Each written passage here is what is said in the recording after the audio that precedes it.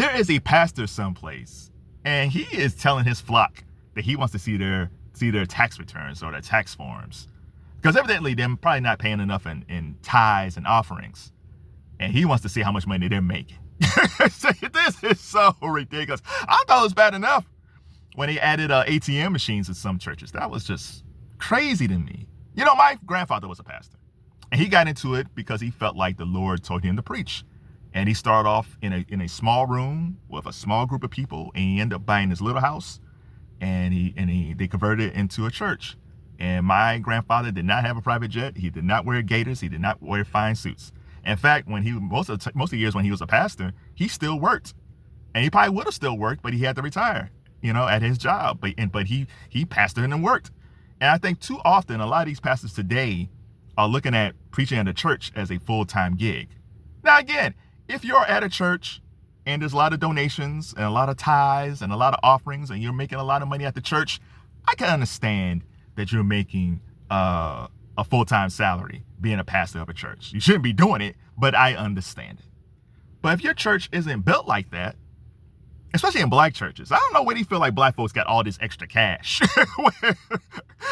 They got to pay for everything. Now, again, this pastor, I don't know this pastor, so maybe he doesn't want the private jet. But if he, let's say he's legit, right?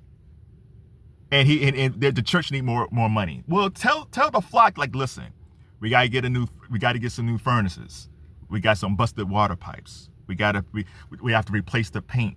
Like, there's a lot of upkeep in this church. Like, it's not like how it is in the old days. There's not as many people here. So I really need you guys to help us out and I'll show y'all the estimates of how much it costs to keep the upkeep of this church. So that's a little bit different. Give the people, it's like, okay, you want to see our tax returns? Well, we want to see what we're paying for.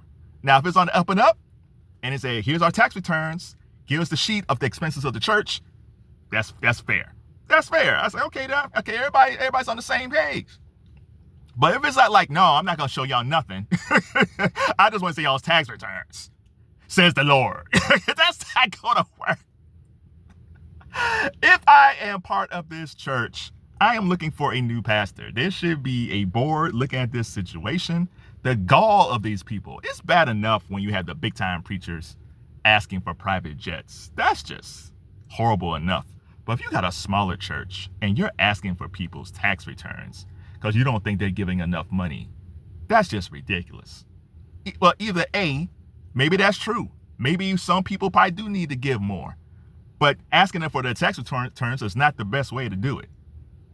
And again, where's the money going, Pastor? That's a nice suit, Pastor. Where's my money at? People are so corrupt.